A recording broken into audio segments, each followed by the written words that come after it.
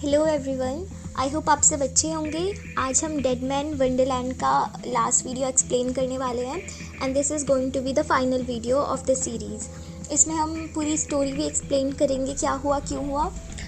अगर आपने इससे पहले के वीडियो नहीं देखे हैं तो पहले आप जाके वो वीडियो देखें, और अगर आपको चैनल पसंद आता है then please subscribe this channel. तो आइए स्टोरी शुरू करते हैं। Episode 11, gig of disappear. हम देखते हैं गांता जब शीरो को मारता है उसके बाद उसे बहुत दुख होता है और वो जाता है सेंजी के पास और उसे हेल्प मांगता है। वो अपनी ब्रांच ऑफ सिन को सही से यूज़ कैसे करते हैं ये सीखना चाहता था। शीरो टोटो के साथ होती है। टोटो शीरो को रिचर्ड एग कहता है, लेकिन शीरो कहती है मैं रिचर्ड एग नहीं हूँ, मेरा नाम शीरो है। तब हमें दिखाया जाता है वो कहती है कुकीज़ खाते हुए, मैं कुछ भी खा लूँ मेरे अंदर हमेशा खाली सा लगता है और मुझे कोई भी कुकी टेस्टी नहीं लगती। वो कुछ फील नहीं कर पाती है। फिर उसके बाद वो दोबारा कुकी खाने लगती है। इसके बाद टोटो शीरो को समझाता है और शीरो गांता को पंच करने के लिए निकल जाती है। कराको नागी को बचाने के लिए अंडरटेकर के कपड़े पहनकर अकेले जाती है और रास्ते में उसे फ्लैशबैक आता है। नागी को उसकी वाइफ ने एक पेंडेंट दिया था और अपनी वाइफ की डेथ के बाद उसने कराको को पेंडेंट दिखाया था और कहा था ये मेरी बीबी की फ़ोटो है, देखो ये बिल्कुल मेरी तरह दिखती है ना। एंड उस पेंडेंट में कोई फ़ोटो नहीं थी, दरअसल वो खाली था। ताकि नागी का दिल ना टूटे इसलिए कराको से बात नहीं बताती और कहती है हाँ तुम्हारी बीबी बिल्कुल तुम्हारी तरह दिखती है। सेंजी की प्रैक्टिस के बीच टोटो आता है और शीरो के बारे में पूछता है। टोटो सेंजी का ब्लड पीता है और गांता पूछता है ये कौन है। सेंजी बताता है ये ब्लड थर्स्टी वॉरियर और स्ट्रॉन्गेस्ट डेड मैन है, इसका नाम टोटो है। वो गांता को देख के फैसिनेट होता है और पूछता है क्या मैं तुम्हारा ब्लड लिक कर सकता हूँ। फिर सेंजी गांता को बजाता है और कहता है वो अभी प्रैक्टिस कर रहा है, तुम यहाँ से चले जाओ। हमें दिखाते हैं डायरेक्टर की डेथ की वजह से तमाकी नया डायरेक्टर बन गया है और मॉन्क को उसने प्रमोटर बना दिया है। शीरो बहुत ज़्यादा स्वीट्स खाती है तो कुछ स्वीट्स में लिक्विड होता है, इस वजह से वो नशे में होती है। वो जहाँ मॉन्क और उसके बाकी अंडरटेकर्स थे वहाँ चली जाती है। वहाँ उसे बचाने के लिए कराको आती है, लेकिन मॉन्क उन दोनों को पकड़ लेता है। गांता बहुत कोशिशें करता है लेकिन वो अपनी पावर को सही से यूज़ नहीं कर पा रहा था। ऊपर से उसका इतना ज़्यादा ब्लड लॉस हो चुका था कि उसे अब ब्लैकआउट होने लगता है। लास्ट में वो अपनी पावर को ठीक से यूज़ करता है और उसका लास्ट वार बहुत सही से होता है। हमें दिखाते हैं मॉन्क अचानक से सब जगह टेलीकास्ट करता है, उसने शीरो और कराको को पकड़ लिया है और अब वो उनके साथ कुछ बहुत गलत करेगा। ये सब देख के सारे स्कार चेन वाले मेंबर्स दुखी हो जाते हैं क्योंकि उन्हें लगा था कराको भी उनके साथ बाहर भागने वाली है, लेकिन शी सैक्रिफाइस्ड हरसेल्फ ताकि वो सब बाहर जा सके। सब इमोशनल होते हैं और अपने प्लान्स के साथ स्टिक करते हैं। गांता उसे शीरो के बारे में सोच के बहुत बुरा लगता है। वो शीरो और कराको को बचाने के लिए भागता है। रास्ते में उसे अंडरटेकर पकड़ता है लेकिन मिनात्सुकी आके उसकी हेल्प करती है। वो मिनात्सुकी को कहता है तुम भी मेरे साथ चलो। मिनात्सुकी कहती है मैं तुम्हारी तरह यहाँ फॉल्स एलिगेशंस की वजह से नहीं आई हूँ और मेरे पास एक स्टूपिड नॉन डेडमैन भाई है जिसकी मुझे चिंता करनी है। गांता उसे थैंक्स बोलता है और कहता है मैं तुम्हें अपने साथ लेकर जाऊँगा। गांता शीरो और कराको के पास पहुंचता है। शीरो उसे देखकर बहुत गुस्सा करती है। वो गांता के पास जा रही होती है लेकिन तभी हिबाना शीरो को हिट करती है और शीरो के पाँव में बहुत तेज़ लगती है, वो गिर जाती है। हमें मॉन्क गिटार बजाते हुए दिखाया जाता है और तभी नागी आता है। नागी ने अपना होश खो दिया था, वो एकदम इंसेन हो गया था। हमें दिखाते हैं नागी वो सब पे अटैक करने लगता है। उसे कराको कहती है तुम भूल गए, तुम्हारा ड्रीम था, हम यहाँ से बाहर निकलने वाले थे। लेकिन नागी वो हंसता है और उसकी हंसी बहुत ही खतरनाक लगती है और अपनी वाइफ का पेंडेंट फेंकता है। वो कहता है ये देखो ये खाली है ना। मॉन्क पहले ही मेरी वाइफ को और मेरे बेबी को मार चुका है, जब कोई बेबी पैदा ही नहीं हुआ तो मैं अपनी बेबी से मिलूँगा कैसे। वो कहता है तुम सब क्यों ज़िंदा हो, किसी को ज़िंदा नहीं रहना चाहिए और यहाँ से आज़ाद हो जाओ। वो बहुत तेज़ चिल्लाता है और यहीं पे एपिसोड ख़त्म हो जाता है। एपिसोड 12, इसका नाम है रिलीफ। नागी सबको मार रहा होता है। मॉन्क ये देखकर बहुत खुश होता है। नागी शीरो को मारने वाला होता है लेकिन तभी गांता उसके सामने आता है और उसको बचाता है। शीरो ये देख के इमोशनल हो जाती है। वो कहती है गांता तुम्हें मेरी वजह से मार खाने की ज़रूरत नहीं है, अगर तुम ये नहीं करोगे फिर भी शीरो तुम्हें माफ़ कर देगी। तभी नागी के कानों में कराको की बेल की आवाज़ पड़ती है और उसे थोड़ा थोड़ा होश आने लगता है। इसके बाद कराको जाती है और एक ज़ोर का चाटा नागी को लगाती है। नागी होश में आता है। वो दोनों के दोनों गले मिलते हैं और कराको कहती है तुम बाहर जाके इसका हिसाब चुका देना। हमें दिखाते हैं अब मॉन्क वो नागी को ऑर्डर देता है, ये बिच तुम्हें पसंद करती है, तुम इसे मार दो।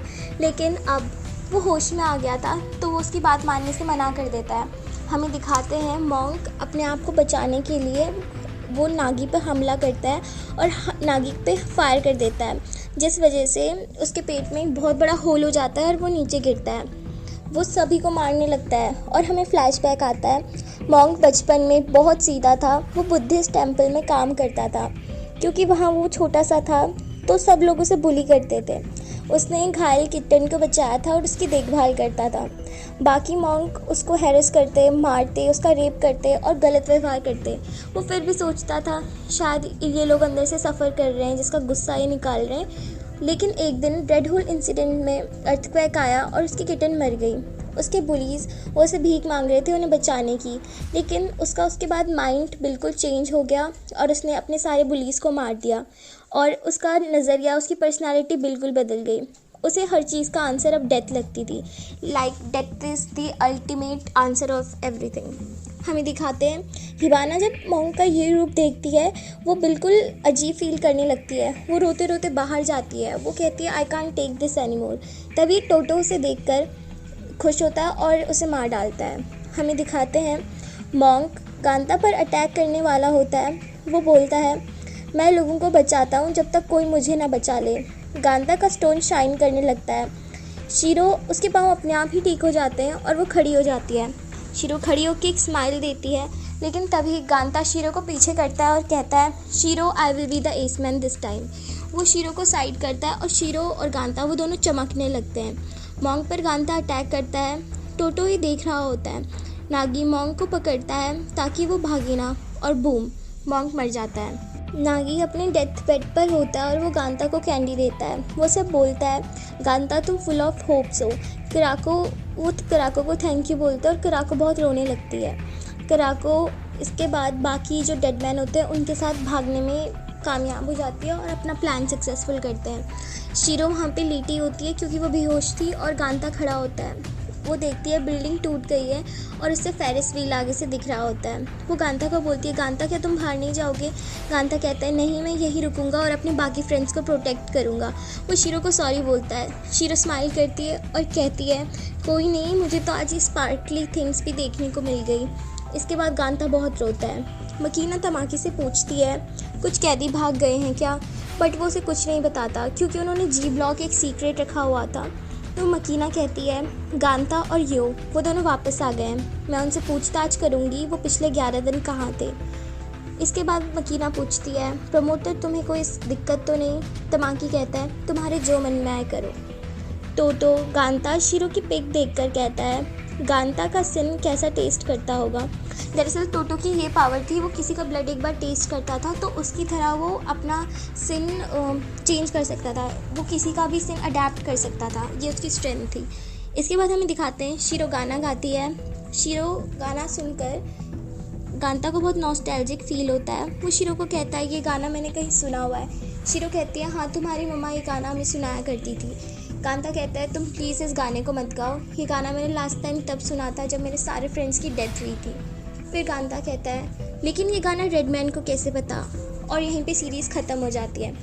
अब आई नो ये सीरीज़ बहुत ही अजीब नोट पे ख़त्म हुई है और इसका कोई सीज़न 2 भी नहीं है, लेकिन आई डोंट फील इसका सीज़न 2 हमें चाहिए बिकॉज ये एनीमे ऐसे भी बहुत अच्छा था।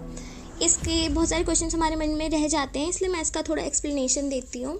सुवारी हिगाराशी गांता की मम्मी और हागिरे रिनीचिरो, जिसे शीरो ग्रैंडपा कहती है, जो इस पूरे वंडरलैंड का डायरेक्टर है, वो इन ह्यूमन एक्सपेरिमेंट परफॉर्म करते थे जानवरों के ऊपर। अब उन्हें एक ह्यूमन की ज़रूरत थी, तो ये तो गांता की मम्मी ने फिर गांता को जन्म दिया ताकि वो उस पर एक्सपेरिमेंट कर सके, बट वो अपने बच्चे से अटैच्ड हो गई, इसलिए हागिरे ने शीरो को अडॉप्ट किया।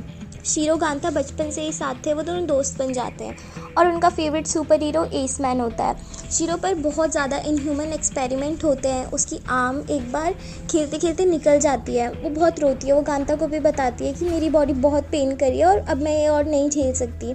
उसने अपनी बॉडी को सिलते हुए देखा था और उसके साथ बहुत गलत व्यवहार होता है। वो अपने पेन से कोप अप करने के लिए एक दूसरी पर्सनैलिटी बनाती है, रिचर्ड एग।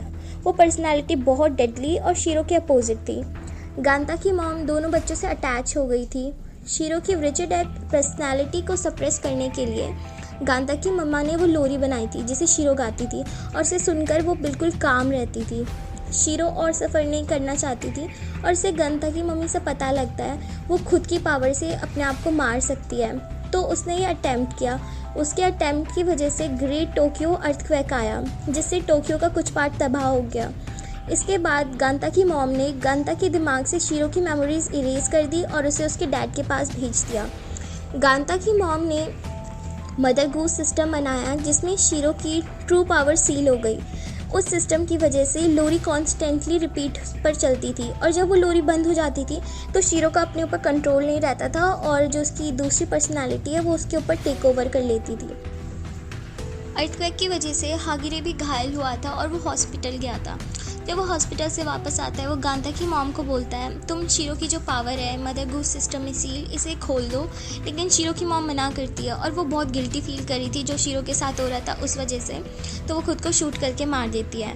पर इसके बाद भी हागिरे शीरो पर एक्सपेरिमेंट परफॉर्म करता है, उससे फाइट करवाता है और उसके लिए कुकी वाला रूम बनाता है।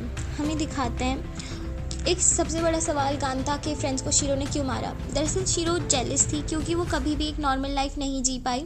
गांता के पास पहले से ही सब कुछ था, उसकी मदर उसके पास थी, और इसके बाद वो वहाँ से चला भी गया था, उसके पास फ्रेंड्स थे, वो अपनी लाइफ अच्छे से एंजॉय कर रहा था, और वो शीरो को भूल गया था।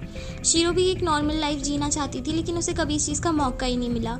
और दूसरी चीज़, उसने इसलिए गांता को डेड मैन बनाया ताकि गांता उसे मार सके। वो और सफ़र नहीं करना चाहती थी, और वो इस पेन से बहुत थक गई थी। गांता और शीरो को लास्ट में प्यार हो जाता है, और शीरो जब गांता को बताती है अपनी असली पर्सनैलिटी के बारे में, तो गांता पहले तो ये एक्सेप्ट नहीं करता, वो शीरो को मारने की कोशिश करता है। बट शीरो इतनी स्ट्रॉन्ग थी, उसका इम्यून सिस्टम बहुत पावरफुल था, वो मरती नहीं है।